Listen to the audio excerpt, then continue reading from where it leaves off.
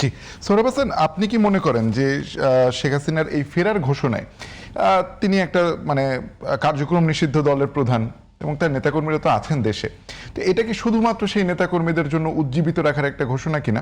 আর দ্বিতীয় হচ্ছে যে তিনি ডিসেম্বর পর্যন্ত সময় নিয়েছেন, এখন পর্যন্ত লম্বা সময়, প্রায় 4-5 মাসের বিষয়।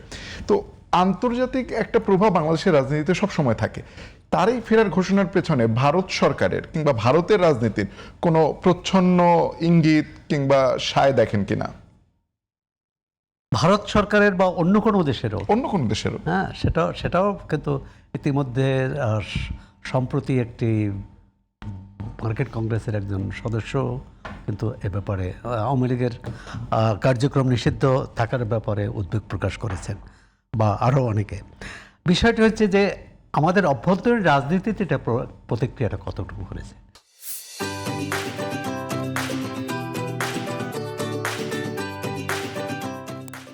এখন এটি দেখানো খুব কঠিন। এই গণঅভ্যুত্থানের পিছনে আমেরিকার কি যোগসাজশ ছিল যেটা আওয়ামী লীগ বলে, বা এই শেখ হাসিনার এই বিবৃতির পিছনে ভারতের কি যোগসাজশ আছে বা উস্কানি আছে, এটা প্রমাণ করা যাবে না। প্রমাণটা হচ্ছে তার এই বক্তব্য এখানে কি প্রতিক্রিয়া সৃষ্টি করেছে। তার নেতাকর্মীরা তো হয় পলাতক, না হলে আত্মগোপনে, না হলে জেলে। সুতরাং তাদের প্রকাশ্যে প্রতিক্রিয়া নেই, সামাজিক যোগাযোগ মাধ্যমে আছে, এটা আগেও ছিল। কিন্তু সক্রিয় রাজনৈতিক দলগুলোর মধ্যে একটা প্রতিক্রিয়া আছে, এবং সেখানে মনে হচ্ছে যে রাজনৈতিক দলগুলোর প্রতিক্রিয়ায় যে তিনি না আসাই ভালো, কারো কারো মনে হতে পারে। আবার হ্যাঁ, আসার পর তার মৃত্যুদণ্ড কার্যকর করার কথা বলেছেন তাজুল ভাই। কিন্তু তাজুল ভাই জানেন যে মামলার তিনিও একজন আইনজীবী ছিলেন, কৌশলী ছিলেন। আবুল কালাম আজাদ, তারও কিন্তু মৃত্যুদণ্ড হয়েছিল। ওনার আইনজীবী আমি ছিলাম না। আচ্ছা, আপনি ছিলেন না, কিন্তু আপনি জানেন। আচ্ছা, তিনি কিন্তু বাংলাদেশে ফিরে এসেছেন 24-এর গণঅভ্যুত্থানের পর।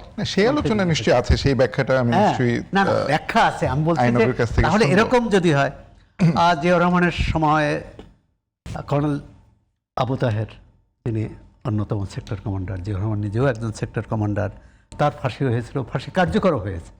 পরবর্তীকালে বাংলাদেশের আদালতে সেটি কিন্তু ওই ফাঁসি যে সঠিক হয়নি, এটা অবৈধ হয়েছে এ ঘোষণা করেছে। জুলফিকার আলী ভুট্টো, পাকিস্তানের সাবেক প্রধানমন্ত্রী, তারও ফাঁসি হয়েছে। পরবর্তীকালে সেই ফাঁসি কি বৈধতা বৈধ বলে স্বীকৃতি পেয়েছে?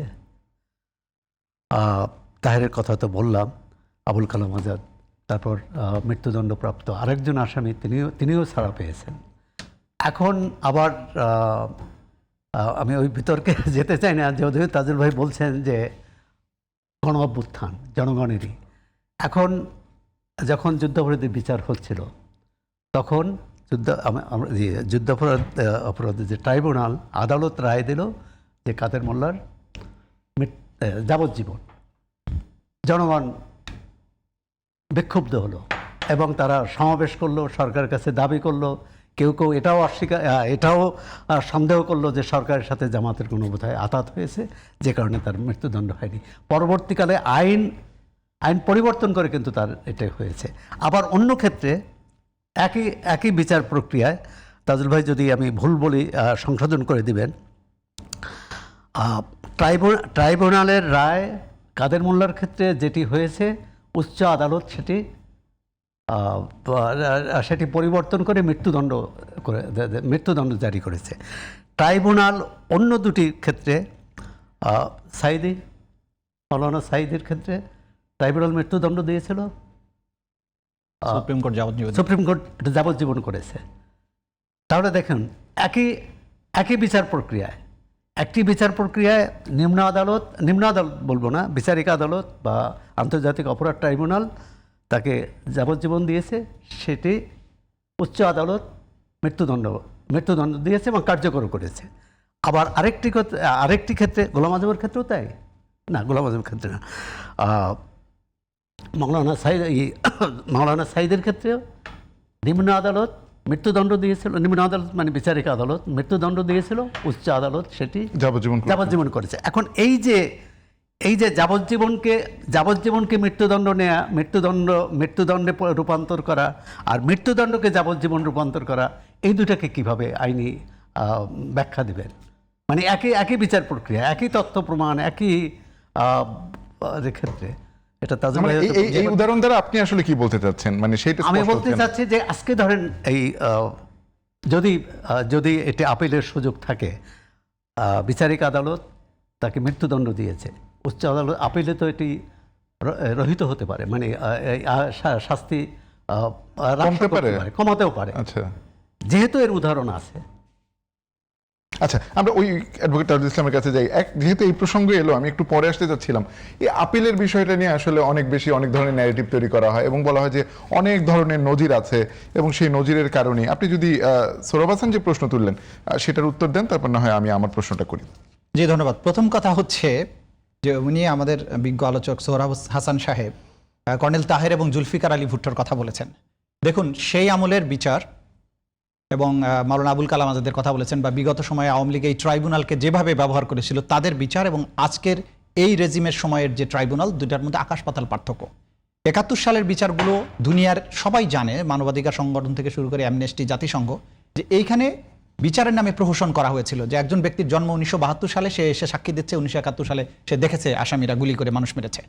এখানে আদালত প্রাঙ্গণ থেকে সাক্ষীকে অপহরণ করে নিয়ে গিয়ে সেই সাক্ষীকে সত্য বলতে দেওয়া হয়নি।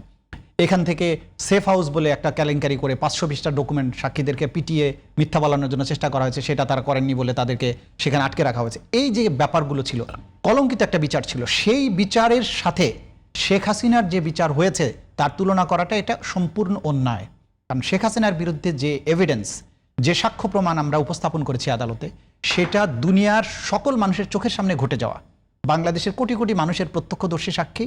আমরা ভিডিওগুলো আমরা জাতিসংঘের তদন্ত রিপোর্ট এখানে দিয়েছি, যেটা যাদের নিরপেক্ষতা নিয়ে প্রশ্ন তোলার কোনো সুযোগ নেই।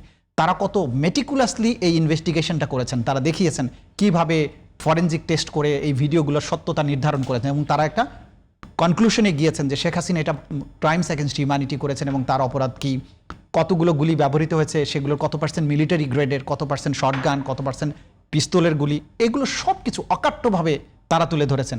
আমরা সেগুলো লাইভ উইটনেস, যারা গুলি তাদের বুকে ধারণ করেছেন, চোখ নষ্ট হয়েছে, মুখ উড়ে গেছে, তারা সাক্ষী দিয়েছেন, তাদের সহকর্মীরা, তাদের পরিবারের সদস্যরা সাক্ষী দিয়েছেন, ডাক্তাররা সাক্ষী দিয়েছেন, মেডিকেল ডকুমেন্ট সাক্ষী দিয়েছে, শরীর থেকে বুলেট উদ্ধার হয়েছে সেগুলো সাক্ষী দিয়েছে।